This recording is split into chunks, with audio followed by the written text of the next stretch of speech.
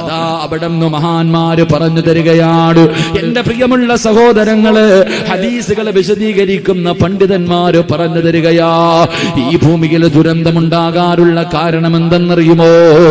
4 കാര്യങ്ങൾ ഒരു നാട്ടിലില്ലാതെ വന്നാൽ, 4 വിഭാഗം ആൾക്കാർ ഒരു നാട്ടിലില്ലാതെ വന്നാൽ ആ നാട്ടിൽ വിപത്തുകൾ ഉണ്ടാകുമെന്നാണ്, അവിടെ മുസീബത്തുകൾ ഉണ്ടാകുമെന്നാണ്. 4 വിഭാഗം ആൾക്കാരെ ഇന്ന് പടച്ചവനെ ഒരു സ്ഥലങ്ങളിലും കാണാനില്ല. ഈ ഭൂമി മുഴുവനും തെരഞ്ഞു നോക്കിയാൽ, ഈ ഭൂമി മുഴുവനും തെരഞ്ഞു നോക്കിയാൽ 4 വിഭാഗം ആൾക്കാരെന്ന് കാണാക്കനിയാണ്. അങ്ങനെ ഉണ്ടെങ്കിൽ തന്നെ പടച്ചവനെ പറക്കിയെടുക്കാൻ കഴിയുന്ന തുച്ഛമായ ആൾക്കാര് മാത്രം, അവർക്കും പല പരിമിതികളുമുണ്ട്. എന്റെ പ്രിയമുള്ളവരെ, ആ 4 വിഭാഗം ഒരു നാട്ടിലില്ലാതെ വന്നോ ആ നാടുകളിൽ ദുരന്തം കടന്നു വരുമെന്ന് മഹാന്മാര് പറഞ്ഞു തരുമ്പോ, എന്റെ പ്രിയമുള്ളവരെ, ഒന്നാമത്തെ വിഭാഗമാരാണ് ദുരന്തം വലിച്ചു കൊണ്ടുവരുന്ന 4 കാര്യങ്ങളിൽ ഒന്നാമത്തെ കാര്യം എന്തെന്നറിയുമോ? ഇമാമുൻ ആദിലുന്, നീതിമാനായ ഒരു ഭരണാധികാരി. നീതിമാന്മാരായ ഭരണാധികാരികൾ ഒരു നാട്ടിലില്ലാതെ വന്നാൽ ആ നാട്ടിൽ അല്ലാഹുവിന്റെ അദാബുകൾ കടന്നു വരുമെന്ന് നബി മുഹമ്മദ് മുസ്തഫ സല്ലല്ലാഹു അലൈഹി വസല്ലമ തങ്ങൾ പറയുമ്പോൾ, എന്റെ പ്രിയമുള്ളവരെ, നീതിമാനായ ഭരണാധികാരികളെ കാണാറില്ലാത്ത കാലമാ. ഈ ലോകം മുഴുവനും ഞാനും നിങ്ങളും ഒന്ന് തെരഞ്ഞു നോക്കൂ, ഈ പ്രപഞ്ചം മുഴുവനും ഞാനും നിങ്ങളും ഒന്ന് തെരഞ്ഞു നോക്കൂ. എവിടെയാണ് പടച്ചവര് നീതിമാനായ ഒരു ഭരണാധികാരിയെ കാണാൻ കഴിയുന്നത്? നീതിമാനായ ഭരണാധികാരിയെ കുറിച്ച് അല്ലാഹുവേ നമ്മുടെ മുന്നിൽ പറയുമ്പോ നമുക്ക് ഓർമ്മ വരുന്ന ഒരു നീതിമാനായ ഭരണാധികാരിയുണ്ട്. പെട്ടെന്ന് നമ്മുടെ മനസ്സിലേക്ക് കടന്നു വരുന്ന ഒരു പേരുണ്ട്. ആരുടെ പേരാ? മഹാനായ സയ്യിദുനാ ഉമർ ഇബ്നുൽ ഖത്താബ് റളിയല്ലാഹു തആല അൻഹു. ഖത്താബിന്റെ മകനായ ഉമറിനെയാണ് നമുക്ക് ഓർമ്മ വരുന്നത്. ഈ ലോകം മുഴുവനും ഞാനും നിങ്ങളും തെരഞ്ഞു നോക്കിയാൽ അതുപോലെ നീതിമാനായ ഒരു ഭരണാധികാരിയെ നമുക്ക് കാണാൻ കഴിയില്ല. അതെല്ലാവരും അംഗീകരിക്കുന്ന ഭരണാധികാരിയാ. അതുകൊണ്ടാണ് നമ്മുടെ രാഷ്ട്രപിതാവ് പോലും പറഞ്ഞത്, ഞാൻ ഇഷ്ടപ്പെടുന്ന ഭരണം ഉമറിന്റെ ഭരണമാണെന്ന് വെറുതെ പറഞ്ഞതല്ല. ആ ഉമറിന്റെ ഭരണ പരിഷ്കാരങ്ങളെ കുറിച്ച് വായിച്ചു പഠിച്ചത് കൊണ്ടാണ് രാഷ്ട്രപിതാവ് പോലും പറഞ്ഞതെങ്കിലും, എന്റെ പ്രിയമുള്ളവരെ, ഈ പ്രപഞ്ചത്തിൽ ഇന്ന് നീതിമാനായ ഭരണാധികാരികൾ കാണാകനിയായി മാറിക്കൊണ്ടിരിക്കുന്ന കാലമാണ്. ഇനി എവിടെയെങ്കിലും ഉണ്ടെങ്കിൽ തന്നെ അല്ലാഹുവേ പടച്ചവനെ, അവർക്കും ഒരുപാട് പരിമിതികളും ഉണ്ടാകുമ്പോ ലോകത്തിന്റെ കാര്യം അങ്ങനെ പോകട്ടെ. ഞാനും നിങ്ങളും ജീവിക്കുന്ന ഇന്ത്യ മഹാരാജ്യമുണ്ടല്ലോ, നമ്മളൊക്കെ നമ്മുടെ രാജ്യമെന്ന് പറയുന്ന ഈ രാജ്യത്തിന്റെ അവസ്ഥ ഞാനും നിങ്ങളും ഒന്ന് ചിന്തിച്ചു നോക്കൂ. ഈ രാജ്യത്ത് നടക്കുന്ന ഭരണങ്ങളെ കുറിച്ച് അല്ലാഹുവേ ഇന്നൊരു ഭരണാധികാരി ഉണ്ടോ എന്ന് ചോദിച്ചാൽ, എന്റെ പ്രിയമുള്ളവരെ, ഈ സദസ്സിലിരിക്കുന്ന കൊച്ചുകുട്ടികൾക്ക് വരെ പറയാ മറുപടിയുണ്ട്. എന്റെ പ്രിയമുള്ളവരെ, പറഞ്ഞിട്ട് കാര്യമില്ല. ഇനി എത്ര തലകുത്തി കിടന്നു വാഴ് പറഞ്ഞിട്ടും എന്തെല്ലാം ചെയ്തിട്ടും പ്രത്യേകിച്ച് ഒരു ഫായിദയില്ലാത്തത് കൊണ്ട്, ഒരു നേട്ടമില്ലാത്തത് കൊണ്ട് പറഞ്ഞിട്ട് പ്രയോജനമില്ലല്ലോ. എന്റെ പ്രിയമുള്ളവരെ, ഇനി ആകെയുള്ള ഒരേ ഒരു സഹായം എന്തെന്നറിയുമോ? ഇനി ആകെയുള്ള ഒരേ ഒരു വഴി എന്തെന്നറിയുമോ? അത് അല്ലാഹുവിന്റെ സഹായമാ. അല്ലാഹുവിന്റെ സഹായമല്ലാതെ മുസ്ലിമേ നിനക്കിനി രക്ഷപ്പെടാൻ വേറെ ഒന്നുമില്ല, അതല്ലാതെ വേറെ ഒരു മാർഗവുമില്ല. അതുകൊണ്ട് എന്റെ പ്രിയമുള്ളവര്, ഈ നമ്മൾ ജീവിക്കുന്ന രാജ്യത്ത് പോലും ഒരു നീതിമാനായ ഭരണാധികാരിയെ കാണാതെ വരുമ്പോ എന്തിനാ ലോകത്തിന്റെ കാര്യം പറയുന്നത്? എന്തിനാ നമ്മുടെ രാജ്യത്തിന്റെ കാര്യം പറയുന്നത്?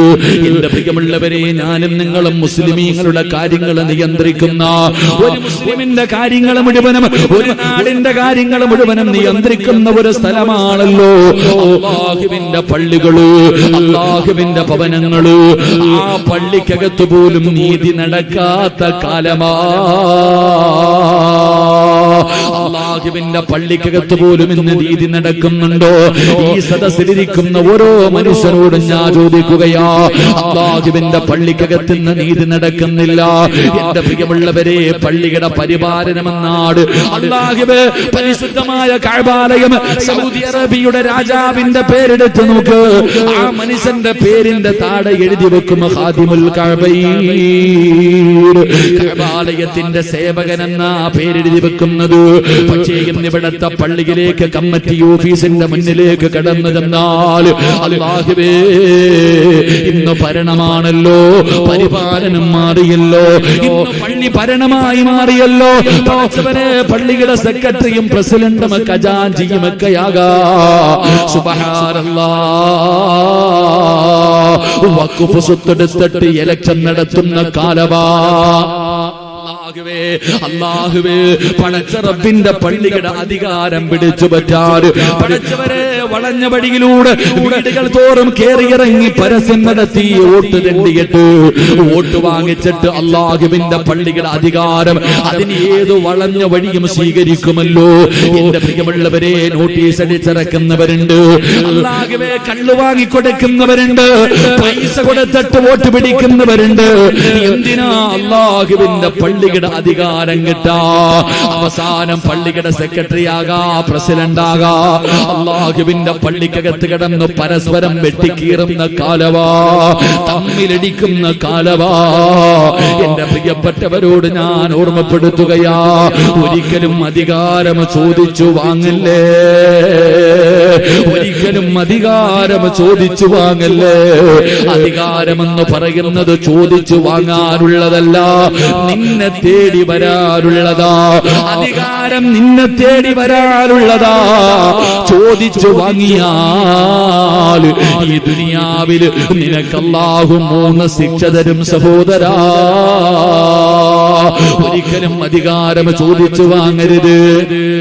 അധികാരം ചോദിച്ചു വാങ്ങിയാൽ 3 ശിക്ഷ, അധികാരം നിന്നെ തേടി വന്നാൽ 3 പ്രതിഫലം. അല്ലാഹു നമുക്ക് ഈമാൻ നൽകുമാറാകട്ടെ. എന്റെ പ്രിയമുള്ളവരെ, ഇന്ന് അല്ലാഹുവിന്റെ പള്ളിക്കകത്ത് പോലും പള്ളി പരിപാലനമല്ല ഭരണം, അങ്ങനായി. ഇന്ന് ഇലക്ഷനാ. ഇവിടെ എങ്ങനെയാണെന്ന് എനിക്കറിയില്ല. അല്ലാഹു ഈമാൻ തരുമാറാകട്ടെ. അൽഹംദുലില്ലാഹ്, ജീവിച്ചിരിക്കുന്ന കാലത്തോളം അതിന് സമ്മതിക്കരുത്. അല്ലാഹു ഈമാൻ തരുമാറാകട്ടെ. അല്ലാഹു ഈമാൻ തരുമാറാകട്ടെ. എന്തിന്? പണ്ടൊക്കെ നാട്ടുകാർ മുഴുവനെ ചേർന്നിട്ട് നാട്ടിലെ ചില കാരണവന്മാരായ ഹാജിയാക്കന്മാരുടെ മുന്നിൽ ചെന്നിട്ട് പറയും, പാ നിങ്ങൾ പള്ളിയുടെ പ്രസിഡന്റ് ആകണം. ഞാനാകൂല, എനിക്ക് വയ്യ. ഇന്നോ വീടുകൾ തോറും കയറി ഇറങ്ങിയിട്ട് 2000 വോട്ടുതാ. എന്തിന്? പള്ളിയുടെ അധികാരം പിടിക്കാൻ. എന്താപ്പ അള്ളാന്റെ പള്ളിയുടെ സ്ഥാനത്തിന് വേണ്ടി പള്ളിക്കകത്ത് കിടന്ന് തമ്മിലടി. ഈ പ്രസിഡന്റിനും സെക്രട്ടറിക്ക് ശമ്പളമൊന്നും ഇല്ലല്ലോ. പിന്നെന്താന്നറിയില്ല ഇതിനകത്ത് ഇത്ര എന്താന്നറിയില്ല. പൈസയൊന്നുമില്ല. ഒരു പള്ളിയിലെ പ്രസിഡന്റിനും സെക്രട്ടറിക്കും കാശൊന്നുമില്ല, ശമ്പളമൊന്നുമില്ല. പിന്നെന്തേപ്പാ? അധികാരം പിടിച്ചു പറ്റണം. എന്റെ പ്രിയമുള്ളവരെ, ജമാഅത്ത് പ്രസിഡന്റ്, ജമാഅത്ത് സെക്രട്ടറി, ആ ഒരു പേരിന് വേണ്ടി അല്ലാഹു ഈമാൻ നൽകി അനുഗ്രഹിക്കുമാറാകട്ടെ. എന്നിട്ട് അവന്റെ കുടുംബക്കാർക്ക് പ്രത്യേക പരിഗണന, ശത്രുക്കൾക്ക് മറ്റൊരു പരിഗണന. നീതി പള്ളിക്കകത്ത് നടക്കുന്നില്ല, പോകട്ടെ. അത് പറഞ്ഞിട്ട് ഞാൻ സമയം കളയണില്ല. എന്റെ പ്രിയമുള്ള സഹോദരങ്ങളോട്, സഹോദരിമാരോട്, എന്തിനാണ് ലോകത്തിന്റെ കാര്യം പറയുന്നത്, രാജ്യത്തിന്റെ കാര്യം പറയുന്നത്, പള്ളിയുടെ കാര്യം പറയുന്നത്? ഈ സദസ്സിലിരിക്കുന്ന നിങ്ങളെല്ലാവരും ഒരു ഭരണാധികാരിയാണല്ലോ. ഈ സദസ്സിലിരിക്കുന്ന ആണുങ്ങൾ മുഴുവനും ഒരു ഭരണാധികാരിയാ. നിങ്ങൾ ഭരണം നടത്തുന്നത് എവിടെയാണ്? നിങ്ങൾ എവിടത്തെ ഭരണാധികാരിയാണ്? ലോകത്തിന്റെ ഭരണാധികാരിയല്ല, രാജ്യത്തിന്റെ ഭരണാധികാരിയല്ല, ഒരു സംസ്ഥാനത്തിന്റെ ഭരണാധികാരിയല്ല, ഒരു പഞ്ചായത്തിന്റെ ഭരണാധികാരിയല്ല, ഒരു വാർഡിന്റെ ഭരണാധികാരിയല്ല. നീ ഭരണം നടത്തുന്ന സ്ഥലമേതെന്നറിയുമോ? അത് നിന്റെ വീടാ. നീ വീട്ടിലെ ഭരണാധികാരിയാണ്. ആരെയോടാണ് ഭരണം നടത്തേണ്ടത്? അല്ലാഹുവിന്റെ പ്രവാചകൻ എവിടെന്ന് പറഞ്ഞു? സ്വഹാബാ ഇത്തഖുല്ലാഹ ഫിന്നിസാ. മുത്തുനബി എവിടെന്ന് പറഞ്ഞു തരികയാ? നിങ്ങളുടെ ഭാര്യമാരുണ്ടല്ലോ, നിങ്ങളുടെ മക്കളുണ്ടല്ലോ, അവരല്ലാഹു നിങ്ങളെ ഏൽപ്പിച്ചിരിക്കുന്ന ഒരമാനത്താ. നിന്റെ ഭാര്യയും നിന്റെ മക്കളും അല്ലാഹു നിന്നെ ഏൽപ്പിച്ചിരിക്കുന്ന അമാനത്താണ്.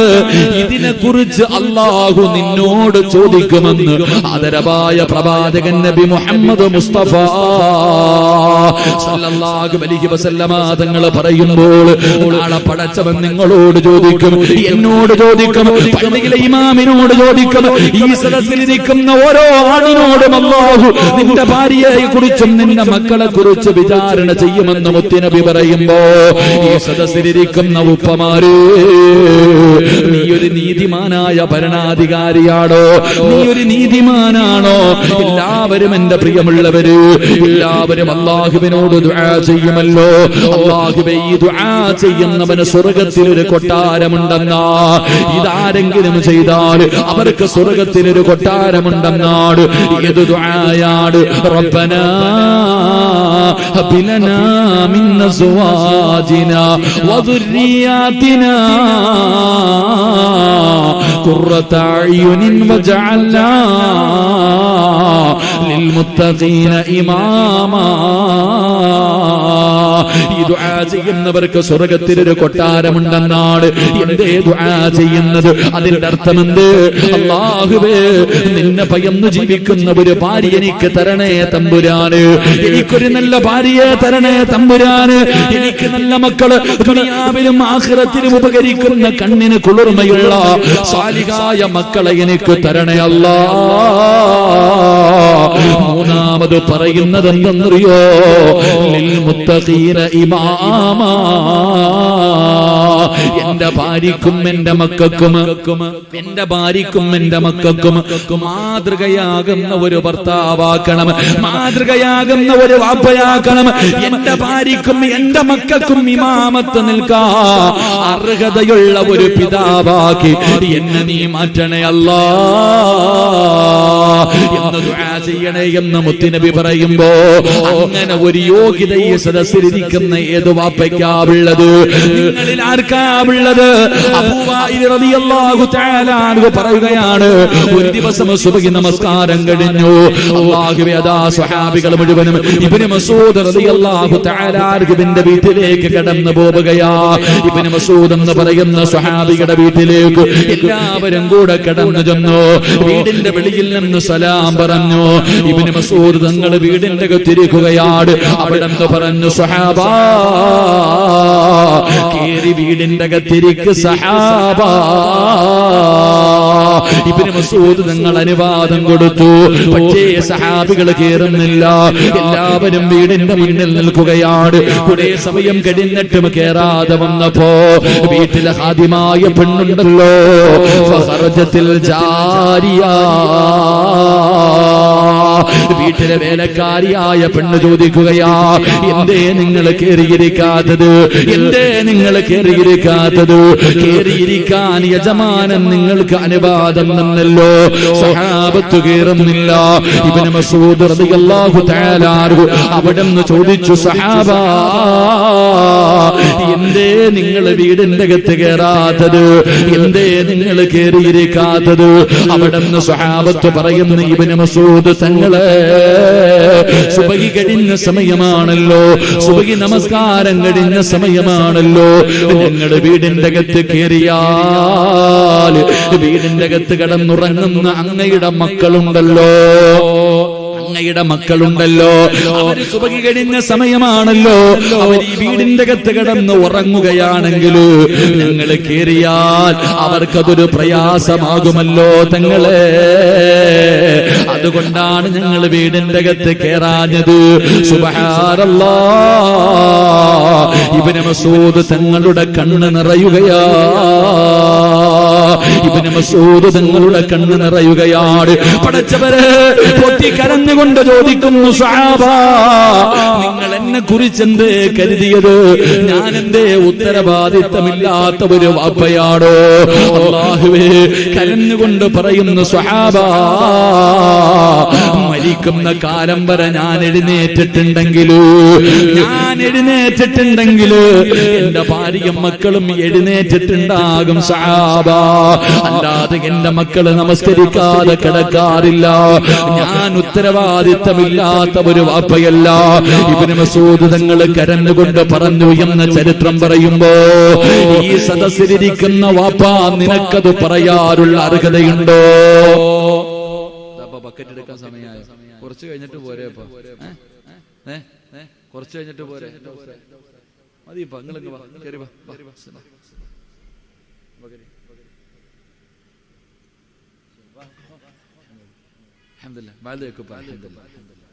കാരണം എന്താ ഇപ്പൊ ചിലപ്പോ എഴുന്നിട്ട് ബുക്കളയും കേട്ടാ. അല്ലാഹു സാധുവിന് ആഫിയത്ത് ദീർഘായുസ്സ് കൊടുക്കുമാറാകട്ടെ. അല്ലാഹു അദ്ദേഹത്തിന്റെ മുഖത്തെ സന്തോഷം അല്ലാഹു നിലനിർത്തി കൊടുക്കുമാറാകട്ടെ.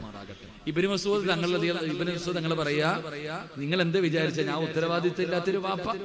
എന്റെ വീടിന്റെ അകത്ത് സുബഹി നിസ്കരിക്കാതെ മക്കൾ കടന്നുറങ്ങും, ഞാൻ അത്രയ്ക്ക് ഉത്തരവാദിത്തം ഇല്ലാത്ത വാപ്പയാണല്ല. എപ്പോ വേണമെങ്കിലും കയറി വരാം. ഞാൻ എഴുന്നേറ്റിട്ടുണ്ടെങ്കിൽ എന്റെ പെണ്ണും പിള്ളയും മക്കളും എഴുന്നേറ്റിട്ടുണ്ടാകും, ധൈര്യമായിട്ട് കയറി വരാം. നിങ്ങൾക്ക് പറയാൻ പറ്റുമോ? ഇരിക്കണ ഓരോ വാപ്പയോട് ഞാൻ ചോദിക്കാം, ഇത് പറയാനുള്ള ധൈര്യം നിങ്ങൾക്കുണ്ടോ? എന്റെ പ്രിയമുള്ള സഹോദരങ്ങളെ, നിങ്ങളാരും നിസ്കരിക്കാത്തവരാണെന്നൊന്നും ഞാൻ പറയണില്ല, നിങ്ങളൊക്കെ നല്ലവരാ. പക്ഷെ പെണ്ണുമ്പിള്ള നിസ്കരിക്കാറുണ്ടോ? പെണ്ണുമ്പിള്ള നിസ്കരിക്കാറുണ്ടോ? മക്കള് നിസ്കരിക്കാറുണ്ടോ? വാപ്പ, നീ സുബഹിക്ക് ഇവിടത്തെ പള്ളിയിൽ വരുന്ന വാപ്പയല്ലേ? നീ തഹജ്ജുദ് നിസ്കരിക്കണ ഉമ്മയല്ലേ? ഉമ്മ, നിന്റെ പെണ്ണുമക്കൾ നിസ്കരിക്കാറുണ്ടോ? ആ മക്കള് നിസ്കരിക്കാറുണ്ടോ? നിന്റെ ഭർത്താവ് നിസ്കരിക്കാറുണ്ടോ? ഇല്ല സഹോദരങ്ങളെ. എന്തേ? ഇവർക്കൊന്നും നിസ്കാരം നിർബന്ധമില്ലേ? എന്റെ പെണ്ണുമ്പിള്ളയ്ക്കും മക്കൾക്കൊന്നും നിസ്കാരം നിർബന്ധമില്ലേ? നിന്റെ ദീൻ പഠിപ്പിക്കുന്നത് എന്തേ? 7 വയസ്സുള്ളവനോട് നിസ്കരിക്കാൻ കൽപ്പിക്കണം. ഇത് വെറുതെ പഠിച്ചതല്ലല്ലോ മദ്രസയിൽ. 2ാം ക്ലാസ് മുതൽ പഠിക്കുന്നതാ. 7 വയസ്സുള്ളവനോട് നിസ്കരിക്കാൻ കൽപ്പിക്കണം. 10 വയസ്സായിട്ട് നിസ്കരിക്കാത്തവനെ എന്ത് ചെയ്യണം? 10 വയസ്സായിട്ട് നിസ്കരിക്കാത്തവനെ എന്ത് ചെയ്യണം? ഒന്നുറക്കെ പറഞ്ഞേ. കെട്ടിപ്പിടിച്ച് ഉമ്മ കൊടുക്കണം അല്ലേ? എന്ത് ചെയ്യണ്ടേ? 10 വയസ്സായിട്ട് നിസ്കരിക്കാത്തവനെ തല്ലണം. ഇതല്ലേ നിന്റെ ദീൻ പഠിപ്പിച്ചേ? എന്നാ നിസ്കരിക്കാത്തതിന്റെ പേരിൽ മക്കളെ തല്ലിയ ഒരു വാപ്പയുണ്ടെങ്കിൽ കൈവക്കിക്ക് പൊക്കുപ്പ. ആരെങ്കിലും ആരെങ്കിലും ഒരു 5 പേരുണ്ട്. അള്ളാഹു ഈ 5 വാപ്പമാർക്കും സ്വർഗം കൊടുക്കുമാറാകട്ടെ. മക്കളെ തല്ലിയ ഉമ്മ ഉണ്ട്, കൈവക്കിക്കെ. നിസ്കരിക്കാത്തതിന്റെ പേരിൽ മക്കളെ തല്ലിയ ഉമ്മ. ഉമ്മാനെ മക്കള് തല്ലേണ്ട കാലമാണ്. അതാവസ്ഥ. ഈനാം വെച്ചിക്ക് മരപ്പട്ടി കൂട്ടെന്ന് പറയണ പോലെ ആരെ തല്ലണം? ഉമ്മാനെ മക്കള് തല്ലണോ? മക്കളെ ഉമ്മ തല്ലണോ? ഭർത്താവിനെ ഭാര്യ തല്ലണോ? ഭാര്യ ഭർത്താവ് തല്ലണോ? അവിടെ അർഹതയില്ലാതിരിക്കുക. എല്ലാ സവാവിനെല്ലാം ഉറക്കം. ഭാര്യയും ഭർത്താവ് എല്ലാം ഉറക്കം. പെണ്ണേ, എന്റെ പ്രിയപ്പെട്ട സഹോദര, അവർക്ക് നിസ്കാരം നിർബന്ധമുണ്ടല്ലോ, എന്തിനു ചെയ്യാത്തെ? എന്റെ പ്രിയപ്പെട്ട സഹോദരങ്ങളെ, സഹോദരിമാരെ, അതുകൊണ്ടാണല്ലോ മുത്തുനബി പറഞ്ഞത്, ഒരു ഭർത്താവിനും ഭാര്യയ്ക്കും സ്വർഗമുണ്ട്, മത്സരിക്കണം. ഒരു ഭാര്യയ്ക്കും ഭർത്താവിന് സ്വർഗമുണ്ട്, മത്സരിക്കണം. എപ്പോഴാ മത്സരിക്കണ്ടേ? രാവിലെ ഇവിടുത്തെ പള്ളിയിൽ നിന്ന് സുബഹി ബാങ്ക് വിളിച്ചു. നിങ്ങൾ ആരെങ്കിലും ഒരാൾ എഴുന്നേറ്റു, ഒന്നീ ഭാര്യ എഴുന്നേറ്റു അല്ലെങ്കിൽ ഭർത്താവ് എഴുന്നേറ്റു. ചാരത്ത് കിടക്കുന്ന വിളിച്ചു, എഴുന്നേക്ക്. ബാത്റൂമിൽ പോയി മിസ്വാക്ക് ചെയ്തു, നിന്റെ ആവശ്യങ്ങൾ മുഴുവനും കഴിഞ്ഞു. നീ ഒതുവെടുത്തിട്ട് തിരിച്ചു വരുമ്പോ നിന്റെ ഭാര്യ കിടന്നുറങ്ങുകയാ, അല്ലെങ്കിൽ നിന്റെ ഭർത്താവ് കിടന്നുറങ്ങുകയാ. ആ ഉറങ്ങുന്ന സമയത്ത് ഒതുവെടുത്തിട്ട് കയ്യിലും ശരീരത്തിലും ഇരിക്കുന്ന വെള്ളത്തുള്ളി ഭർത്താവിന്റെ മുഖത്തിങ്ങനെ കുടഞ്ഞു, ഭാര്യയുടെ മുഖത്തിങ്ങനെ കുടഞ്ഞു. എഴുന്നേക്ക്, നിസ്കരിക്ക് എന്ന് വിളിച്ചുണർത്തിയ അല്ലാഹ് നിനക്കൊക്കെ സ്വർഗം തരുമെന്ന് നബിയുനാ റസൂലുള്ളാഹി സ്വല്ലല്ലാഹു അലൈഹി വസല്ലമ തങ്ങൾ പറഞ്ഞു തരുമ്പോൾ, എന്റെ പ്രിയമുള്ളവരെ, അർഹതയില്ലാത്ത കാലമാണ്. അപാലിൽ മുത്തഖീന ഇമാമാ, നീയല്ലേ ഇവർക്ക് ഇമാമത്ത് നിൽക്കേണ്ടത്, നീയല്ലേ ഇവർക്ക് മാതൃകയാകേണ്ടത്. നിന്നെ കണ്ടല്ലേ നിന്റെ ഭാര്യ പഠിക്കുന്നത്, നിന്നെ കണ്ടല്ലേ പെണ്ണെ നിന്റെ മക്കള് പഠിക്കുന്നത്. അതുകൊണ്ട് നീ നീതിമാനാകൂ, അല്ലാഹുവേ, പടച്ചവനെ, അല്ലാഹുവേ, ഇന്ന് പലരും പറയുന്ന കാര്യം എന്തേ? ഉസ്താദേ, പ്രായപൂർത്തിയായല്ലോ, മക്കളെല്ലാവരും വളർന്നല്ലോ, മക്കളെ കെട്ടിച്ച് വിട്ട് കഴിഞ്ഞല്ലോ. എന്റെ പ്രിയമുള്ള സഹോദരാ, മക്കളെ കെട്ടിച്ച് വിട്ടാൽ ബാധ്യത തീർന്നെന്ന് ആരാ നിനക്ക് പറഞ്ഞു തന്നത്? മഹാനായ അഷ്റഫുൽ ഖൽഖ് നബി മുഹമ്മദ് മുസ്തഫ സല്ലല്ലാഹു അലൈഹി വസല്ലമ തങ്ങളു തന്റെ പ്രിയപ്പെട്ട പൊന്നാര മകൾ ഫാത്തിമ ബീബി റളിയല്ലാഹു തആല അൻഹാ, അതാ വിവാഹം കഴിഞ്ഞ് അലിയാര് തങ്ങളുടെ മണിയറക്കകത്ത് ഫാത്തിമ എന്ന പ്രിയപ്പെട്ട പൊന്നുമോട് കിടക്കുമ്പോ, തന്റെ ഭർത്താവിന്റെ കൂടെ മണിയറക്കകത്ത് കിടക്കുമ്പോ, വാപ്പയായ നബി സല്ലല്ലാഹു അലൈഹി വസല്ലമ തങ്ങള് സുബഹിന്റെ സമയമായ കെട്ടിച്ച വിട്ട മകളുടെ വീടിന്റെ മുന്നിൽ ചെന്നിട്ട് വിളിക്കുന്നു, മോളെ ഫാത്തിമ എഴുന്നേറ്റ് നിസ്കരിക്കുമോളെ. അല്ലാഹുവിന്റെ പ്രവാചകനെ വിളിക്കുമായിരുന്നു എന്ന് ചരിത്രം പറയുമ്പോ ഈ സദസ്സിലിരിക്കുന്ന ഉപ്പാ, നീ എന്തേ ചിന്തിക്കാത്തത്? നീ എന്തേ അതിന് തയ്യാറാകാത്തത്? അതുകൊണ്ട് എന്റെ പ്രിയപ്പെട്ട മാതാപിതാക്കളോട് പറയുകയാണ്, നിങ്ങളെ മക്കളെ ഉപദേശിക്കണേ, നിങ്ങളെ മക്കളെ ഉപദേശിക്കണേ. ഉപദേശിക്കാൻ ഏറ്റവും അർഹം നീയല്ലേ വാപ്പാ. പള്ളിയിലെ ഉസ്താദന്മാര് മാത്രമല്ല, സ്കൂളിലെ ടീച്ചർമാര് മാത്രമല്ല, ഏതെങ്കിലും വഅദിന്റെ സദസ്സിൽ വരുന്ന ഉസ്താദന്മാര് മാത്രമല്ല, നിനക്കും ബാധ്യതയുണ്ട് നിന്റെ മക്കളെ ഉപദേശിക്കാൻ. ഏറ്റവും അർഹം നീയാണ്, ഏറ്റവും യോഗ്യൻ നീയാണ്. അതുകൊണ്ട് ഇടയ്ക്കിടയ്ക്ക് നിന്റെ മക്കൾക്ക് ഉപദേശം കൊടുക്കണേ. എന്താണ് ഉപദേശം കൊടുക്കേണ്ടത്? എങ്ങനെയാണ് ഉപദേശം കൊടുക്കേണ്ടത്? അല്ലാഹുവേ, മഹാനായ സഅദ് ഇബ്നു അബീ വഖാസ് റളിയല്ലാഹു തആല അൻഹു, അല്ലാഹുവിന്റെ പ്രവാചകന്റെ സ്വഹാബിയാണ് സഅദ് ഇബ്നു അബീ വഖാസ് റളിയല്ലാഹു തആല അൻഹു. ആ സ്വഹാബി ഒരു ദിവസം തന്റെ മകനെ അടുത്തേക്ക് വിളിക്കുകയാ, യാ ബുനയ്യ, വാപ്പാടെ പൊന്നുമോനെ, വാടാ പൊന്നുമോനെ. അടുത്ത് വിളിച്ചിരുത്തിയിട്ട് പറയുന്നു, മോനെ, വാപ്പ നിന്നെ ഉപദേശിക്കാൻ പോവുകയാണ്, വാപ്പ നിന്നെ ഉപദേശിക്കാൻ പോവുകയാണ്. എന്നെക്കാളും അർഹതയുള്ള ഒരാളും ഈ ലോകത്തില്ല. നിന്നെ ഉപദേശിക്കാൻ ഏറ്റവും വലിയ യോഗ്യന വാപ്പയായ ഞാൻ തന്നെയാ. തന്റെ പൊന്നാര മകനെ അടുത്ത് വിളിച്ചിരുത്തിയിട്ട് സഅദ് ഇബ്നു അബീ വഖാസ് റളിയല്ലാഹു തആല അൻഹു 3 ഉപദേശമാണ് പറഞ്ഞു കൊടുത്തത്. ഈ സദസ്സിലിരിക്കുന്ന ഏതെങ്കിലും ഒരു വാപ്പ ഇതുപോലെ ഒരു ഉപദേശം തന്റെ പൊന്നുമകന് കൊടുത്തിട്ടുണ്ടോ? തന്റെ പൊന്നാര മകൾക്ക് കൊടുത്തിട്ടുണ്ടോ? ഇങ്ങനെയാണ് ഉപദേശിക്കേണ്ടത്, ഇങ്ങനെയാണ് ഉപദേശം കൊടുക്കേണ്ടത്. സഅദ് ഇബ്നു അബീ വഖാസ് റളിയല്ലാഹു തആല അൻഹു തന്റെ പൊന്നുമകന് കൊടുത്ത ഒന്നാമത്തെ ഉപദേശം എന്താ? ഇദാ അറദ്ത അൻ തുസല്ലി ഫഅഹ്സിൻ വുളൂഖാ. തന്റെ പൊന്നുമകന് കൊടുത്ത ഒന്നാമത്തെ ഉപദേശം എന്തെന്നറിയുമോ? മോനെ, നിസ്കരിക്കാൻ ഉദ്ദേശിച്ചാൽ എന്റെ പൊന്നുമകൻ നല്ലതുപോലെ ഉളുവെടുക്കണേ. ഒരു വാപ്പ, മഹാനായ സഅദ് ഇബ്നു അബീ വഖാസ് റളിയല്ലാഹു തആല അൻഹു തന്റെ മകന് കൊടുത്ത ഒന്നാമത്തെ ഉപദേശം അംബാനിയാകണമെന്നല്ല, അംബാനിയാകണമെന്നല്ല. അവിടെ നിന്ന് പറഞ്ഞു കൊടുത്ത ഒന്നാമത്തെ ഉപദേശം, മോനെ, ഒളുവെടുത്താൽ നേരെ ചൊവ്വ ഒളുവെടുക്കണം. അല്ലാഹു ഈമാൻ തരുമാറാകട്ടെ. നമുക്ക് അത്ഭുതം തോന്നുന്നു, ഇതിനകത്ത് ഇത്ര പ്രത്യേകിച്ച് എന്താ? ഇതാണോ ഉപദേശം ഉസ്താദ്? ഒരു മകന് കൊടുക്കണ ഉപദേശം, മോനെ, നിസ്കരിക്കാൻ ഉദ്ദേശിച്ചാൽ നേരെ ചൊവ്വ ഒളുവെടുക്കണം. ഇതാ ഉപദേശം. ഇത്ര വലിയ ആനക്കാരി ഇല്ലേ? അല്ലാഹു ഈമാൻ തരുമാറാകട്ടെ. ഉറക്കപ്പറ, അല്ലാഹു ഈമാൻ തരുമാറാകട്ടെ. നിനക്ക് അതിന്റെ വില അറിയാഞ്ഞിട്ട് അങ്ങനെ ചിന്തിക്കണേ. ഈ ഒളുവെടുക്കുന്നതിനെ കുറിച്ച് നിനക്ക് അറിയാഞ്ഞിട്ട് എന്താണ് ഈ ഒളുവിന് ഇത്ര മഹത്വം? എന്താ? ഒരു വാപ്പ തന്റെ പൊന്നുമകനോട് ഇങ്ങനെ ഒരു ഉപദേശം കൊടുക്കാറുള്ള കാരണം എന്താ? എന്റെ പ്രിയമുള്ള സഹോദരാ, സഅദ് ഇബ്നു അബീ വഖാസ് റളിയല്ലാഹു തആല അൻഹു അവിടുന്ന് തന്റെ പൊന്നുമകനോട് പറഞ്ഞു കൊടുക്കുന്നു, മോനെ, ഒളുവെടുക്കുന്നത് എന്തിനാണെന്നറിയോ? 50 വർഷം കൊണ്ട് ഒളുവെടുക്കുന്ന വാപ്പ, 40 കൊല്ലം കൊണ്ട് ഒളുവെടുക്കുന്ന പെങ്ങള്, ഓർമ്മ വെച്ച കാലം മുതൽ ഒളുവെടുക്കുന്ന മുസ്ലിമേ, നിനക്കറിയുമോ എന്തിനാ നീ ഒളുവെടുക്കുന്നത്? എന്തിനാ നീ ഒളുവെടുക്കുന്നത്? സഅദ് ഇബ്നു അബീ വഖാസ് റളിയല്ലാഹു തആല അൻഹു അവിടുന്ന് പറയുന്നു, മോനെ, ഒളുവെടുക്കുന്നത് അല്ലാഹുവിനെ കാണാനാ. നീ ഒളുവെടുക്കുന്നത് അല്ലാഹനെ കാണാനാ. അതുകൊണ്ട് ഓർമ്മ വേണമടാ പൊന്നുമോര്, നീ ഒളുവെടുക്കുന്ന സമയത്ത് നിനക്കത് നല്ലതുപോലെ ഓർമ്മയുണ്ടാകണം. നീ ഒളുവെടുക്കുന്നത് പടച്ചറപ്പിനെ കാണാനാ. ഇത് കളിയല്ലടാ. ഈ ഒളുവെടുത്താ കിട്ടുന്ന പ്രതിഫലം നിനക്കറിയുമോ മോനെ? എന്റെ പ്രിയമുള്ളവര്, ജീവിതത്തിൽ ഒരുപാട് പാവം ചെയ്തവരാ ഞാനും നിങ്ങളും. ഉസ്താദേ, എവിടെ കൊണ്ട് കഴുകിക്കളയാനാണ്? ഒരുപാട് പാവങ്ങളും ചുമന്നുകൊണ്ട് നടക്കുന്നവരാ. എന്തിനാണ്? പാപം പൊറുക്കാനുള്ള ഒരു എളുപ്പ വഴിയുണ്ടല്ലോ. സഅദ് ഇബ്നു അബീ വഖാസ് റളിയല്ലാഹു തആല അവിടുന്ന് പറഞ്ഞു കൊടുത്തു, പൊന്നുമോനെ, നല്ലതുപോലെ വുളുവെടുത്താൽ, നല്ലതുപോലെ മുത്തുനബി കാണിച്ചു തന്നതുപോലെ എന്റെ പൊന്നുമകൻ വുളുവെടുത്തു കഴിഞ്ഞാൽ നിന്റെ പാപങ്ങൾ മുഴുവനും അല്ലാഹു പുറത്തു തരും മോനെ. കണ്ണുകൊണ്ട് കണ്ട പാപമുണ്ടല്ലോ, ചെവി കൊണ്ട് കേട്ട പാപമുണ്ടല്ലോ, നാവ് കൊണ്ട് പറഞ്ഞ പാപമുണ്ടല്ലോ, കൈ കൊണ്ട് ചെയ്ത പാപമുണ്ടല്ലോ, കാലുകൊണ്ട് നടന്ന പാപമുണ്ടല്ലോ. ഒതുപെടുത്തു കഴിഞ്ഞാൽ അല്ലാഹു പുറത്തു തരും മോനെ. ഒതുപെടുത്തു കഴിഞ്ഞാൽ ഉമ്മ പ്രസവിച്ച കുഞ്ഞിനെ പോലെ അല്ലാഹു നിന്നെ ശുദ്ധമാക്കും മോനെ.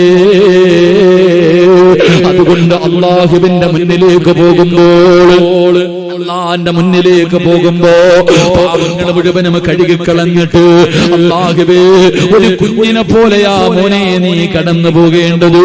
അതുകൊണ്ട് എന്റെ പൊന്നുമകൻ നല്ലതുപോലെ വുളുവെടുക്കണേ.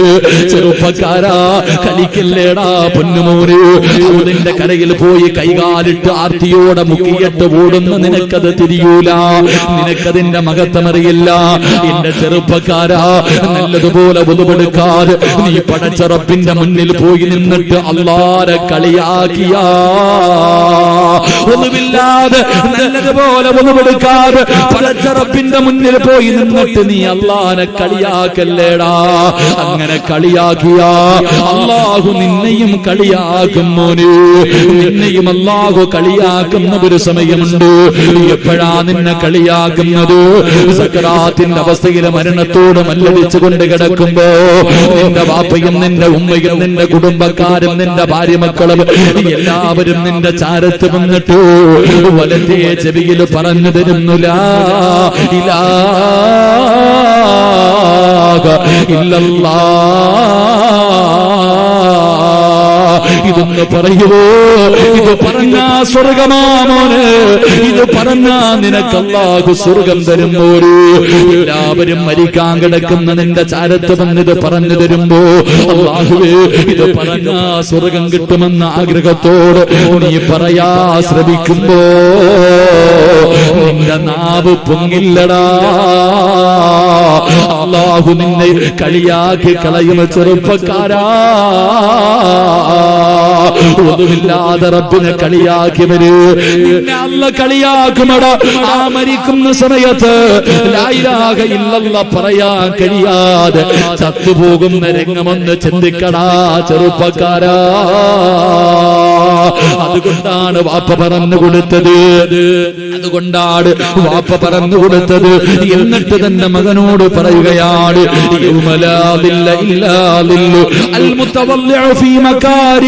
മോനെ, ഏതു പ്രയാസമുള്ള സമയത്തും നീ നല്ലതുപോലെ വേണം ഒതുവെടുക്കാൻ. ചിലപ്പോൾ വല്ലാത്ത തണുപ്പായിരിക്കും. രാവിലെ എഴുന്നേറ്റിട്ട് റബ്ബേ, കോച്ചി പിടിക്കുന്ന തണുപ്പിന്റെ സമയത്ത് പച്ചവെള്ളത്തിൽ ഒതുവെടുക്കാൻ നിനക്ക് ചിലപ്പോ മടിയായിരിക്കാം. ആ സമയത്താ ഏറ്റവും കൂടുതൽ സൂക്ഷിക്കേണ്ടത്. ആ സമയത്താണ് ഏറ്റവും കൂടുതൽ സൂക്ഷിക്കേണ്ടത്. ആ സമയത്ത് നീ സൂക്ഷിച്ച് ഒതുവെടുത്താ അല്ലാഹു നിനക്ക് തരുന്ന പ്രതിഫലം എന്തെന്നറിയുമോ? ഇസ്രാഫീൽ എന്ന മലക്ക് രണ്ടാമത് സൂറന്ന കാഹളത്തിൽ ഊതുമ്പോ ഞാനും നിങ്ങളും പള്ളിപ്പറമ്പിൽ നിന്ന് കബറ പൊളിച്ചിട്ട് എഴുതേക്ക് നാളെ പടച്ചുറപ്പിന്റെ പരലോകത്തേക്ക് അല്ലാഹുവിന്റെ കോടതിയിലേക്ക് ഉടുതുണിയില്ലാതെ ചെരുപ്പില്ലാതെ നഗ്നരായിട്ട് തലതാറ്റി പിടിച്ചിട്ട് ജനങ്ങൾ മുഴുവനും കടന്നു വരുന്ന ഒരു ദിവസമുണ്ടല്ലോ. ഇതൊന്നും കഥയല്ലല്ലോ, ഇതൊന്നും കഥയല്ലല്ലോ, ഇതെല്ലാം നടക്കാൻ പോകുന്ന കാര്യമാണല്ലോ. അല്ലാഹുവിന്റെ വിശുദ്ധമായ ഖുർആൻ പറഞ്ഞു തന്നതാണല്ലോ. അല്ലാഹുവേ, നാളെയതാ ഖബറിന്റെ അകത്ത് നിന്ന് മലക്കുകൾ മുഴുവനും അതാ ആത്മാടുകളെ അതാ മൃഗങ്ങളെ നയിച്ചു കൊണ്ടുപോകുന്നത് പോലെ എല്ലാവരെയും നാളെ പടച്ചുറപ്പിന്റെ കോടതിയിലേക്ക് നയിച്ചു കൊണ്ടുപോകുമല്ലോ. അത് ഭയാനകമായ ഒരു ദിവസമാണല്ലോ. നഫ്സി നഫ്സി യാ വൈലതാ യാ ഖസ്റതാ എന്ന് വിളിച്ചുകൊണ്ട് സ്വന്തം കാര്യം നോക്കിയിട്ട് ജനങ്ങൾ മുഴുവൻ ഓടുന്ന ദിവസമുണ്ടല്ലോ. ഇവിടെ ഇരുന്നിട്ട് നമുക്ക് ചൂട് സഹിക്കാൻ കഴിയുന്നില്ല. ഞാനും നിങ്ങളും വിയർക്കുമാണ്, പലരും ഇരുന്ന് തുടയ്ക്കുകയാണ്. പെങ്ങളെ, ഇതൊന്നും ഒരു ചൂടല്ല, ഇതൊന്നും ഒരു വിയർപ്പല്ല. അല്ലാഹുവേ, അല്ലാഹുവേ, കുട്ടുവരെ, അരവരെ, നെഞ്ചുവരെ, കഴുത്തുവരെ വിയർപ്പിന്റെ കത്ത് ജനങ്ങൾ ഇങ്ങനെ മുങ്ങുന്ന ദിവസമാ. അന്ന് തിളയ്ക്കുമടാ ചെറുപ്പക്കാരാ. മോനെ, വീടിന്റെ കത്ത് വെള്ളം തിളപ്പിക്കുമ്പോൾ ചോറ് വെക്കുന്ന സമയത്ത് അരി ഇങ്ങനെ തിളച്ചു മറിയുന്നത് പോലെ തലച്ചോറ് തിളയ്ക്കുമടി പൊന്നുമോളെ. ചൂടുള്ള നാളുണ്ട്, ഖിയാമം നാളാ. ചുരുക്കി പറഞ്ഞാൽ എന്തു ഹാലാ ചൂളാ. വന്തോഷ വണ്ടിയുമായി വരുന്നേ കാളാ. ക്ഷീണത്തിനാലൊലിക്കുന്നതാണേ ഇളാ. സുഹൃത്തുക്കളെ, തിളയ്ക്കുന്നതാണേ മൂള. അമലൊന്നുമില്ല, തങ്ങു ചെന്നാൽ കോള. തലച്ചോറ് തിളയ്ക്കുന്ന ഒരു ദിവസമുണ്ട്. ചുമട് വലിച്ചു കൊണ്ടുവരുന്ന കാളവണ്ടി കണ്ടിട്ടുണ്ടോ? മൃഗങ്ങൾ ഇങ്ങനെ വലിച്ചു കൊണ്ടുപോകുമ്പോ മൂക്കിലൂടെ വായിലൂടെ ഇള ഇങ്ങനെ ഒലിക്കുന്നത് പോലെ. നാളെ ഒരു ദിവസം അങ്ങനെ വരാനുണ്ട്. അല്ലാഹുവിന്റെ അർശല്ലാതെ മറ്റൊരു തണലില്ല. അല്ലാഹുവിന്റെ സിംഹാസനത്തിന്റെ താഴെയുള്ള തണലല്ലാതെ ഒരു തണലില്ല. ആ തണലില്ലാത്ത ദിവസമുണ്ടല്ലോ. ഏറ്റവും കൂടുതൽ പ്രയാസമുള്ള സമയത്ത് സൂക്ഷ്മതയോടുകൂടി ഒന്നുപെടുത്ത വാപ്പാ, അല്ലാഹുവിന്റെ അർശിന്റെ താഴെ അല്ലാഹു നിനക്കൊരു ഇടം തരുമെന്ന് ആദരവായ പ്രവാചകൻ നബി മുഹമ്മദ് മുസ്തഫ സല്ലല്ലാഹു അലൈഹി വസല്ലമ തങ്ങൾ പറഞ്ഞു തരികയാ. അതുകൊണ്ട് ഒന്നും നിസ്സാരമല്ല. ഈമാനുള്ള ഒരാളെ കാണണോ? നിസ്കാര തടമ്പോ താടിയോ ഹജ്ജോ ഉംറയോ ഒന്നുമല്ല. ഈമാനുള്ള ഒരു മനുഷ്യനെ നിനക്ക് കാണണോ? അല്ലാഹുവിന്റെ പള്ളിയിലേക്ക് കടന്നു ചെല്ലൂ. അതിന്റെ കരയിൽ പോയി നിൽക്കൂ. സൂക്ഷ്മതയോടുകൂടി ഏതെങ്കിലും ഒരു മനുഷ്യന് സമാധാനത്തോടുകൂടി ഒടുവെടുക്കുന്നത് കണ്ടാൽ ആ മനുഷ്യൻ ഈമാനുള്ളതിന്റെ അടയാളമാ. പള്ളിയിൽ പോ. നാളെ സുബഹിക്ക് പള്ളിയിൽ പോകുമ്പോ തഴമ്പും താടിയല്ല നോക്കേണ്ടത്. ഹൗദിന്റെ കരയിൽ നിന്നുകൊണ്ട് സമാധാനത്തോടുകൂടി ആരെങ്കിലും ഒതുവെടുക്കുന്നത് കണ്ടാ നീ മനസ്സിലാക്കണം അവൻ ഈമാനുണ്ടെന്ന്. മഹാനായ ഇമാമുന ഗസ്സാലി തങ്ങൾ, അള്ളാഹു നമുക്ക് ഈമാൻ നൽകുമാറാകട്ടെ, അള്ളാഹു നമുക്ക് ഈമാൻ നൽകുമാറാകട്ടെ. അപ്പൊ വാപ്പ പറഞ്ഞു കൊടുത്ത ഒന്നാമത്തെ ഉപദേശം, ഒതുവെട് നിസ്കരിക്കാൻ വേണ്ടി ഉദ്ദേശിച്ചാൽ നല്ലതുപോലെ ഒതുവെടുക്കണം. ഒതുവിന്റെ മഹത്വമാണ് ഞാൻ പറഞ്ഞത്. അള്ളാഹു നല്ലതുപോലെ എടുക്കാൻ ഭാഗ്യം തരുമാറാകട്ടെ. അള്ളാഹു നല്ലതുപോലെ ഒതുവെടുക്കാൻ ഭാഗ്യം നൽകുമാറാകട്ടെ. എന്നിട്ട് വാപ്പ പറഞ്ഞു കൊടുത്ത രണ്ടാമത്തെ ഉപദേശം, സഅദ് ഇബ്നു അബീ വഖാസ് റളിയല്ലാഹു തആല അൻഹു തന്റെ പൊന്നുമകന് കൊടുത്ത രണ്ടാമത്തെ ഉപദേശം എന്താ? സല്ലി സ്വലാത ലാ തറാ അന്നക തുസല്ലി ബഅദഹാ. എന്റെ പൊന്നുമകൻ നമസ്കരിക്കാൻ ഉദ്ദേശിച്ചാൽ വെറുതെ നിസ്കരിച്ചാ പോരാ, വെറുതെ നിസ്കരിച്ചാ പോരാ. എങ്ങനെ നിസ്കരിക്കണമെന്നറിയുമോ? അന്നക തുസല്ലി ബഅദഹാ. ഇത് നിന്റെ ജീവിതത്തിലെ അവസാനത്തെ നിസ്കാരമാണെന്ന് കരുതിയിട്ട് വേണം നിസ്കരിക്കാൻ. ഇത് നിന്റെ ജീവിതത്തിൽ അവസാനത്തെ നിസ്കാരം. ഇനി ചാൻസ് ഇല്ലട, അടുത്ത വക്തിൽ നിന്റെ മയ്യത്ത് നിസ്കരിക്കുകയാണ്. അതുകൊണ്ട് അവസാനത്തെ നിസ്കാരമാണെന്ന് കരുതിയിട്ട് വേണം എന്റെ പൊന്നുമകൻ അല്ലാഹുവേ നിസ്കരിക്കാൻ. സഅദ് ഇബ്നു അബീ വഖാസ് തങ്ങൾ പറയുകയാ, എന്തേ കാരണം വാപ്പാ, എന്തേ കാരണം ചെറുപ്പക്കാരാ? ഇന്നുവരെ നീ ഇങ്ങനെ നിന്റെ മകൾക്ക് പറഞ്ഞു കൊടുത്തിട്ടുണ്ടോ? നിങ്ങൾ ആരെങ്കിലും നിങ്ങളുടെ മക്കളെ ഉപദേശിച്ചിട്ടുണ്ടോ? എന്റെ പ്രിയമുള്ളവരെ, പറയാനുള്ള കാരണം എന്തെന്നറിയോ? എന്റെ പ്രിയമുള്ളവരെ, സ്വർഗത്തിൽ പോകാൻ ഒറ്റ വഖ്ത് മതി. അല്ലാഹുവിന്റെ സ്വർഗത്തിൽ പോകാം. എന്റെ പ്രിയമുള്ളവരെ, ഒരു മനുഷ്യന് നമസ്കാരം കഴിഞ്ഞ സലാമിട്ടുമ്പോ നിങ്ങളെല്ലാവരും ഇശാ നമസ്കരിച്ചവരാ. നിങ്ങൾ നിങ്ങളെല്ലാവരും ഇശാ നമസ്കരിച്ചവരാ. ഈശാ നമസ്കരിച്ച നിങ്ങള് ചിലര് സ്വർഗത്തിലാണ്, ചിലര് നരകത്തിലാണെന്ന് നബി മുഹമ്മദ് മുസ്തഫ സല്ലല്ലാഹു അലൈഹി വസല്ലമ തങ്ങള് അല്ലാഹുവിന്റെ റസൂല് പറയുകയാണ്, നിങ്ങളിൽ പലരും സ്വർഗത്തിന്റെ അവകാശികളാണ്, എങ്കിലും പലരും നരകത്തിന്റെ അവകാശിയാണ്. ഒരൊറ്റ വഖത്ത് നമസ്കാരം കഴിഞ്ഞു മുസല്ലയിൽ നിന്ന് എഴുന്നേൽക്കുമ്പോ ഒന്നുകിൽ സ്വർഗത്തിലോ അല്ലെങ്കിൽ നരകത്തിലോ. എന്റെ പ്രിയമുള്ളവരെ, വെറുതെ പറഞ്ഞതല്ല, എല്ലാവരും പറയാറുണ്ട്, ഉസ്താദ് നമസ്കരിക്കാൻ കൈകെട്ടിയ പഴയ കാര്യങ്ങൾ ഓർമ്മ വരുന്നു, മറന്നുപോയ കാര്യങ്ങൾ ഓർമ്മ വരുന്നു. അതിന്റെ കാരണം എന്തെന്നറിയോ? ഒരു മനുഷ്യൻ നമസ്കരിക്കാൻ നിന്ന് കഴിഞ്ഞാൽ ഇടതുഭാഗത്ത് ഇബ്ലീസ് കടന്നു വരികയാണ്, ഇബ്ലീസ് കടന്നു വരികയാണ്. പഴയ കാര്യങ്ങൾ മുഴുവനും ചെവിയിൽ പറഞ്ഞു തരികയാണ്, മറന്നുപോയ കാര്യങ്ങൾ ഓർമ്മപ്പെടുത്തുകയാണ്. എന്തിനു വേണ്ടി? നമസ്കാരത്തിൽ നിന്ന് നിന്റെ മനസ്സ് മാറ്റുന്നതിന് വേണ്ടി. ആ സമയത്ത് വലതുഭാഗത്തൊരു മലക്ക് നിൽക്കുന്നുണ്ട്. മലക്ക് പറയുന്നു, മനുഷ്യ നീ എവിടെയാ നിൽക്കുന്നതെന്നറിയോ? എന്തു പറഞ്ഞിട്ടാ നിൽക്കുന്നതെന്നറിയുമോ? ഇന്ന സ്വലാത്തി വനുസുകി വമഹയായ വമമാതി, അല്ലാഹുവേ സർവ്വതും നിനക്കുള്ളതാണെന്ന് വാക്ക് പറഞ്ഞിട്ട് നീ നിൽക്കുകയാണ്. ആരുടെ മുന്നിലാണ് നിൽക്കുന്നത്? ഈ പ്രപഞ്ചം മുഴുവനും അടക്കി ഭരിക്കുന്ന രാജാതിരാജനായ മലിക്കുൽ ജബ്ബാറായ സർവാധിനാഥനായ റബ്ബുൽ ഇസ്സത്തായ റബ്ബിന്റെ മുന്നിലാണ് നിൽക്കുന്നത്. നീ അല്ലാഹുവിനെ കാണുന്നില്ലെങ്കിലും അല്ലാഹ് നിന്നെ കാണുന്നുണ്ട്. ആ ഓർമ്മ നിനക്ക് വേണം. നീ പടച്ചവന്റെ മുന്നിലാ നിൽക്കുന്നത്. ഇബ്ലീസ് പറയുന്നത് കേൾക്കല്ലോ, അവന്റെ കൂടെ കൂടല്ലോ, അവൻ പാപം കാണിക്കല്ലോ, വികാരം കാണിക്കല്ലോ. ഭയഭക്തിയോടുകൂടി നിസ്കരിക്കടാ ചെറുപ്പക്കാരാ. മോനെ, നമസ്കാരത്തിന്റെ റുക്കൂ ഉണ്ടല്ലോ, നമസ്കാരത്തിന്റെ സുജൂദുണ്ടല്ലോ. കാക്ക കുത്തുന്നത് പോലെ കുത്തിയിട്ടോടാനുള്ളതല്ല, കുത്തിയിട്ടോടാറുള്ളതല്ല. മോനെ, സുജൂദുണ്ടല്ലോ. ഒറ്റയ്ക്ക് നമസ്കരിക്കുന്ന സമയത്ത് നീ സുജൂദ് ദീർഘിപ്പിക്കണേ. സുജൂദ് ചെയ്യാ പലർക്കും മടിയാണ്. അല്ലാഹുവേ, ചെറിയ ഒരു രോഗത്തിന്റെ പേരിൽ സുജൂദ് ചെയ്യാൻ മടിക്കുന്ന വാപ്പാ, നിനക്കതിന്റെ മഹത്വമറിഞ്ഞിരുന്നെങ്കിലോ നീ കസേരയിലിരിക്കൂല, നീ കസേരയിലിരിക്കൂല. സുജൂദ് ചെയ്താൽ അല്ലാഹു തരുന്ന പ്രതിഫലം നിനക്കറിയാത്തത് കൊണ്ടാ ഒരു ചെറിയ വേദനയുടെ പേരിൽ നീ കസേരയിടുന്നത്. അല്ലാഹുവേ, അനുസൃതങ്ങൾ പറയുകയാണ്, ഒരു മനുഷ്യന് സുജൂദിൽ കിടക്കുമ്പോ എല്ലാ പാപങ്ങളും അവന്റെ തലയുടെ മുകളിൽ വരികയാ. ചെയ്ത എല്ലാ പാപങ്ങളും തലയുടെ മുകളിൽ വരികയാണ്. സുജൂദിൽ കിടക്കുന്ന സമയത്ത് മരത്തിൽ നിന്ന് ഇല പൊടിഞ്ഞു വീഴുന്നത് പോലെ നിന്റെ തലയുടെ മുകളിലിരിക്കുന്ന പാപങ്ങൾ പൊടിഞ്ഞു വീഴുമെന്ന് ആദരവായ പ്രവാചകൻ നബി മുഹമ്മദ് മുസ്തഫ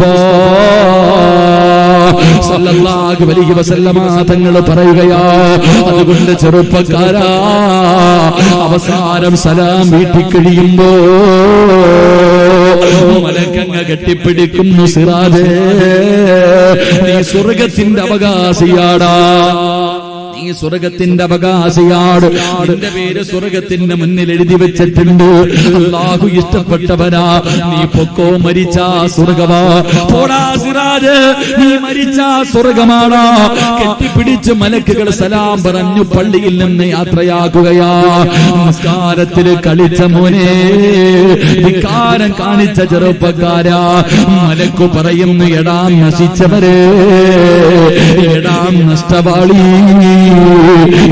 പരാജയപ്പെട്ടവര്, അല്ലാഹുവിന്റെ സ്വർഗം വെറുതെ കളഞ്ഞല്ലോടാ. നരകത്തിന്റെ മുന്നിൽ നിന്റെ പേരെഴുതിയിട്ടുണ്ട്. മോനെ, അടുത്ത വഖത്തിന് മുമ്പ് നീ തൗബ ചെയ്യാതെ മരിച്ചാ നീ നരകത്തിലാണ് മോനെ. അതാ മലക്ക് പറയുന്നത് അങ്ങനെയാണ്. അതുകൊണ്ട് എന്റെ പ്രിയപ്പെട്ടവരോട് പറയുകയാ, വാപ്പ മകനോട് വെറുതെ പറഞ്ഞതല്ല. അതുകൊണ്ട് നമസ്കരിക്കുന്ന സമയത്ത് ചെറുപ്പക്കാരാ കളിക്കല്ലേടാ മോനെ, നിനക്കത് കളി കാണിക്കേണ്ട സമയമല്ല. ഒരൊറ്റ നിസ്കാരം അത് സ്വർഗത്തിൽ പോകാം. അല്ലാഹുവേ, മരിക്കുന്നതിന് മുമ്പ് ഒരിക്കലെങ്കിലും അങ്ങനെ സ്വർഗത്തിൽ പോകാൻ കഴിയുന്ന ഒരു വഖത്ത് നിസ്കരിക്കാൻ ഞങ്ങൾക്ക് ഭാഗ്യം തരണേ അല്ലാഹ്. ഭാഗ്യം നൽകുമാറാകട്ടെ. ഒരൊറ്റ വക്കത്ത് നിസ്കരിക്കേണ്ടതുപോലെ നിസ്കരിച്ചാൽ മതി. എന്താ ഇന്ന് പഠിച്ചവനെ കസേര നിസ്കാരം, കസേര കളി എന്നൊക്കെ പറയുന്ന പോലെ കസേര നിസ്കാരമാ. ഓരോ പള്ളിക്കകത്ത് കസേര അടുക്കിയിട്ടിരിക്കുക. അള്ളാഹു ഈമാൻ തരുമാറാകട്ടെ, അള്ളാഹു ഈമാൻ തരുമാറാകട്ടെ. എന്റെ അസുഖം എല്ലാം വന്ന് കസേര കയറിയിരിക്കുക, കുനിയാൻ വയ്യ. 2003 നോട്ട് തറയിലിട്ടിട്ട് വാപ്പ എടുക്കാൻ പറഞ്ഞ കമന്നു വീഴും. ഈ വാപ്പായ കസേര നിസ്കരിക്കുന്നു. അപ്പൊ നിനക്കറിയോ സുജൂദിന്റെ വില അറിയുവോ? സുജൂദ് ചെയ്താൽ നിന്റെ പാപങ്ങൾ മുഴുവനും തലയുടെ മുകളിൽ വന്നിരിക്കും. സുജൂദിൽ കിടക്കുമ്പോ ഇങ്ങനെ താഴേക്ക് പൊഴിഞ്ഞു വീഴുമെന്ന് നബിയുനാ റസൂലുള്ളാഹി. അതുകൊണ്ട് നിനക്ക് ആഫിയത്തും ആരോഗ്യം ഉണ്ടെങ്കിൽ കഴിവിന്റെ പരമാവധി നീ തറയിൽ തന്നെ ഇരുന്ന്, നിൽക്കാൻ വയ്യെങ്കിൽ ഇരുന്ന് കസേരയിലല്ല തറയിൽ ഇരുന്നിട്ട് എങ്ങനെയെങ്കിലും അള്ളാഹുവിന്റെ മുന്നിൽ സുജൂദ് ചെയ്യാൻ പരിശ്രമിക്കുക. അള്ളാഹു ആഫിയത്തും ആരോഗ്യവും നൽകുമാറാകട്ടെ. അള്ളാഹു ഭാഗ്യം നൽകി അനുഗ്രഹിക്കുമാറാകട്ടെ. അതുകൊണ്ട് എന്റെ പ്രിയമുള്ള ചെറുപ്പക്കാരോട് നമസ്കരിക്കുന്ന സമയത്ത് മോനെ, നീ അള്ളാനെ കാണാത്തത് നിന്റെ പോരായ്മ, നിനക്ക് കാണാൻ കഴിയാത്തത് നിന്റെ പോരായ്മ. പക്ഷെ അള്ള മുന്നിൽ നിൽക്കുന്നുണ്ട്, നിന്നെ അള്ള കാണുന്നുണ്ട്. അതുകൊണ്ട് നിസ്കരിക്കുമ്പോ അവസാനത്തെ വക്കത്താണെന്ന് കരുതിയിട്ട് വേണം നിസ്കരിക്കാൻ. അള്ളാഹു നമുക്ക് ഈമാൻ നൽകുമാറാകട്ടെ, അള്ളാഹു ഈമാൻ നൽകുമാറാകട്ടെ. ഉറക്കപ്പുറം അള്ളാഹു ഈമാൻ നൽകുമാറാകട്ടെ. എല്ലാവരും വല്ലാത്ത പ്രതിസന്ധി ഉസ്താദെ, ഗൾഫ് മുഴുവനും തകർന്നു ഉസ്താദെ, ഗൾഫ് മുഴുവനും തകർന്നു ഉസ്താദെ. കടയിലെങ്ങും കച്ചവടം ഇല്ല ഉസ്താദെ. അള്ളാഹുവെ എല്ലാം ഞങ്ങളെ ബാധിച്ചു. കേന്ദ്ര സർക്കാരിന്റെ, കേരള സർക്കാരിന്റെ, അല്ലെങ്കിൽ ഇങ്ങനെ ഇതൊക്കെ നമ്മൾ പറയും, എല്ലാവരെയും പ്രതിസന്ധി ബാധിച്ചിരിക്കുന്നു. ഏകദേശം എല്ലാവരും വലിയ പ്രയാസത്തില. ഇനി എങ്ങനെ മക്കളെ വളർത്തു ഉസ്താദെ? എല്ലാ പ്രതിസന്ധി. എന്റെ പ്രിയമുള്ളവരെ, ആരെയാ ഈ പ്രതിസന്ധിയൊക്കെ പിടിച്ചിരിക്കുന്നത്? ആരെയാ? എന്റെ പ്രിയമുള്ള സഹോദരങ്ങളെ, നിങ്ങൾ എല്ലാവരും ആഗ്രഹിക്കുന്നത് നമ്മുടെ മക്കൾ ഒരിക്കലും ഒരാളുടെ മുന്നിലും കൈനീട്ടരുത്. ഒരാളുടെ മുന്നിലും കൈനീട്ടാതെ മരിക്കുന്ന കാലം വരെ ജീവിക്കണമെന്നാണ് നമ്മുടെ ആഗ്രഹം. അള്ളാഹു ആ ആഗ്രഹം സാധിച്ചേരുമാറാകട്ടെ, അള്ളാഹു സാധിപ്പിച്ചേരുമാറാകട്ടെ. എന്റെ പ്രിയമുള്ള സഹോദരങ്ങളെ, കേരള സർക്കാരോ കേന്ദ്ര സർക്കാരോ GSTയോ നോട്ട് നിരോധനമോ ഇതൊന്നും ചിലരുടെ വീട്ടിൽ ബാധിക്കൂല. ഞാൻ ഒരു കാര്യം പറയാം, ഖിയാമത്ത് നാള് വരെ ഇനി ഈ ലോകത്ത് എന്തൊക്കെ സംഭവിച്ചാലും നിന്റെ വീടിന്റെ അകത്ത് പട്ടിണി ഉണ്ടാകില്ല എന്ന് നബി മുഹമ്മദ് മുസ്തഫ. നബി മുഹമ്മദ് മുസ്തഫ ഈ ഇരിക്കണ നിങ്ങളുടെ ചില ആൾക്കാരുടെ വീട്ടില് ഇനി 3ാം ലോക മഹായുദ്ധം ഉണ്ടായാലും, ഇനി ആരുടെയൊക്കെ അംബാനി യത്തീംഖാനയിലായാലും നിന്റെ വീട്ടിൽ തിന്നാൻ ഭക്ഷണം ഉണ്ടാകും. അല്ലാഹു ഈമാൻ തരുമാറാകട്ടെ, അല്ലാഹു ഈമാൻ തരുമാറാകട്ടെ, അല്ലാഹു ഈമാൻ തരുമാറാകട്ടെ. എന്റെ പ്രിയമുള്ള സഹോദരങ്ങളെ, ഒറ്റ കാര്യം ചെയ്താൽ മതി. ഒറ്റ കാര്യം ചെയ്താ മരിക്കണ കാലം വരെ നിന്റെ വീടിന്റെ അകത്ത് കഴിക്കാൻ ഭക്ഷണമില്ലാത്ത ദിവസം ഉണ്ടാകില്ല. അല്ലാഹു ഈമാൻ നൽകുമാറാകട്ടെ. ചെയ്യാൻ മനസ്സുള്ളവരൊക്കെ കൈവക്കിക്കേ, ഇല്ലെങ്കിൽ നീട്ടേണ്ടി വരും. പൊക്കുന്നെങ്കിൽ നല്ലതുപോലെ പൊക്കിക്കോ. ഇങ്ങനെ പൊക്കിയ ഇങ്ങനെ നീട്ടേണ്ടി വരില്ല. പള്ളിയുടെ മുന്നിൽ പോയിട്ട് പിരിവ്, വീടുകൾ കയറി ഇറങ്ങിയിട്ട് മക്കളെ കെട്ടിക്കണം. ചോറില്ല, പിരിവ് വേണ്ട. മരിക്കുന്ന കാലം വരെ ഇന്ത്യ ആര് ഭരിച്ചാലും, കേരള ആര് ഭരിച്ചാലും, ലോകം ആര് ഭരിച്ചാലും നിന്റെ വീട്ടിൽ 5-3 നേരം തിന്നാൻ ഭക്ഷണം ഉണ്ടാകും. അല്ലാഹു ഈമാൻ തരുമാറാകട്ടെ.